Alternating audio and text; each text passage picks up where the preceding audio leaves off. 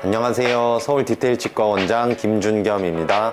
유튜브에서 단돈 몇천 원으로 잇몸병을 치료할 수 있다는 영상을 보시고 저희 병원에서도 헥사메딘에 대해서 물어보시는 환자분들이 많으신데요. 저는 잇몸병을 완화시키는 목적으로 헥사메딘의 사용을 권해드리지 않습니다. 헥사메딘은 치주염에 사용하는 약이 아닙니다. 개미를 없애고 싶은데 집안에 보이는 개미 몇 마리만 죽이면 개미가 사라질까요? 혹시 헥사메딘을 이미 구매하셨다면 그냥 틀니세척에 활용해주세요. 오늘은 헥사메딘을 굳이 잇몸병에 사용할 필요가 없는 이유에 대해서 설명을 드려볼게요.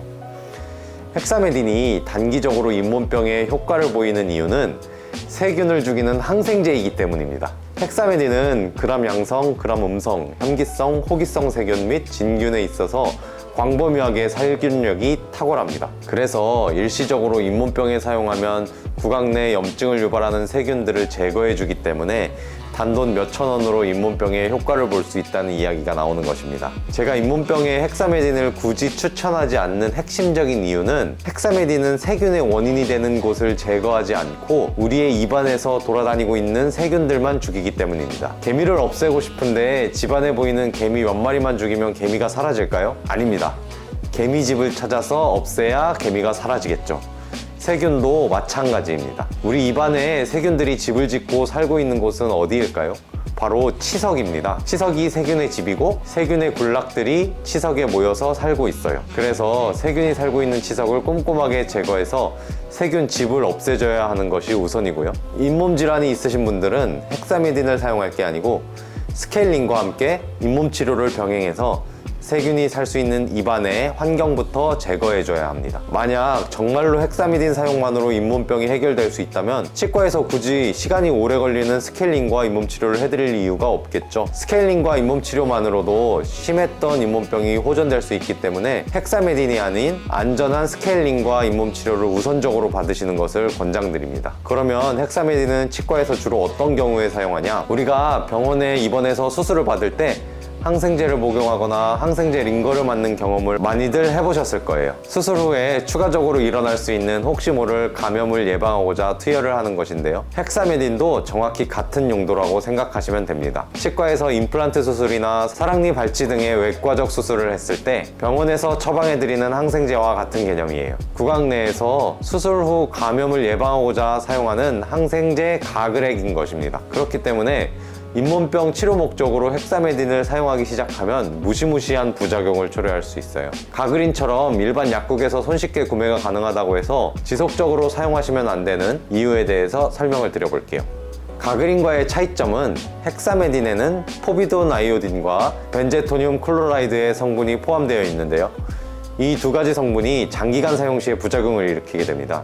이 때문에 헥사메딘의 주의사항에도 반드시 10일 이상 장기 사용을 하지 말라고 명시가 되어 있는 것입니다. 헥사메딘의 가장 큰 부작용은 구강 내 정상세균총의 불균형을 유발할 수 있다는 점입니다. 항생제는 유해균만 죽이는 게 아니라 유익균도 다 같이 죽입니다. 그래서 잇몸병이 생겼다고 해서 헥사메딘을 지속적으로 사용하다 보면 구강 내 세균총의 변화로 면역 기능이 저하되면서 건강한 상태에서는 질병을 유발하지 못했던 바이러스나 세균들이 갑자기 감염 증상을 유발하는 기회 감염이 발생할 가능성이 있습니다. 심한 경우에는 이로 인해 혀에 곰팡이균이 번식하게 되기도 합니다. 헥사메딘을 한번 사게 되면 양이 또 많기 때문에 대부분의 분들이 잇몸병에 몇 번 써보시고 버리시는 게 아니라 화장실 선반에 넣어두고 잇몸이 안 좋은 날에 생각날 때마다 꺼내서 쓰시기 때문에 함부로 장기 사용하게 될 위험성이 있으므로 잇몸병에 헥사메딘을 사용하지 말라고 말씀드리는 것입니다. 헥사메딘의 또 다른 부작용은 치아 표면이나 치아 보철물에 착색을 일으킬 수 있습니다. 치아 표면에 생긴 착색은 시간이 지나면 2주에서 4주 후에 자연스럽게 없어지는 경우가 많기 때문에 큰 문제가 되지는 않습니다. 헥사메딘이 무색으로 변경되면서 착색에 대한 위험도 많이 줄었고 실제 저희 환자분들 중에서도 착색으로 인해 큰 문제가 됐던 적은 없었습니다. 다만 치아 보철물에 생긴 착색은 보철물을 뜯고 다시 하는 방법밖에 없기 때문에 치아에 보철물이 있으신 분들은 헥사메딘 장기 사용에 주의를 하셔야 합니다. 그러면 헥사메딘 말고 가그린을 사용하는 건 잇몸병에 도움이 되냐고 질문을 하시는데요. 가그린은 충치균을 억제하는 성분을 함유하고 있기 때문에 치은염과는 큰 관련이 없습니다. 많은 분들이 가그린을 사용하시는 이유가 가그린을 사용하고 나면 상쾌한 느낌을 받기 때문에, 왠지 내가 양치를 깨끗이 한 것 같고 양치질을 신경 써서 못했더라도 왠지 충치를 예방해 줄 것 같은 느낌 때문인데요. 가글 후 상쾌한 느낌이 드는 이유는 알코올 때문입니다. 소주로 입을 헹구지 않듯이 알코올은 구강청결과는 관련이 없습니다. 이 알코올 성분은 지속적인 사용 시에 구강 건조를 유발할 수 있어서 가그린을 매일 사용하는 건 저는 굳이 추천드리지 않습니다. 그리고 충치 예방의 측면에서도 치약에 있는 불소만으로도 충분하고요. 언제나 강조드리지만 가장 중요한 건 치실의 사용과 꼼꼼하고 규칙적인 양치질입니다. 평소에 치은염과 같은 잇몸병을 예방하고 싶으시다면 헥사메딘과 같은 가글 항생제는 찾지 마시고요. 잇몸 조직의 재생과 회복에 중요한 역할을 하는 비타민C를 하루에 1000mg 이상 물과 함께 많은 용량을 복용하시기를 권합니다. 여기에 더해서 비타민 D와 구강유산균도 구강 내 건강에 도움을 주기 때문에 비타민C와 함께 꾸준히 복용하시면 잇몸 질환 관리에 큰 도움이 됩니다. 잇몸 질환의 가장 중요한 생활 수칙은 첫 번째, 잇몸 질환이 있으신 분들은 반드시 칫솔질 전에 치실을 사용하셔야 하고요. 두 번째, 혹시 치간 칫솔을 사용하시는 분들은 이전 영상에 치간 칫솔 영상을 참고하셔서 잘못된 사이즈로 잇몸 건강을 망치지 않도록 주의해 주시기 바랍니다. 세 번째, 혀에 백태가 많이 끼시는 분들은 혀 클리너를 사용해 주시는 것도 도움이 됩니다. 마지막으로 나는 헥사메딘을 이미 구매했는데 그냥 버릴까요?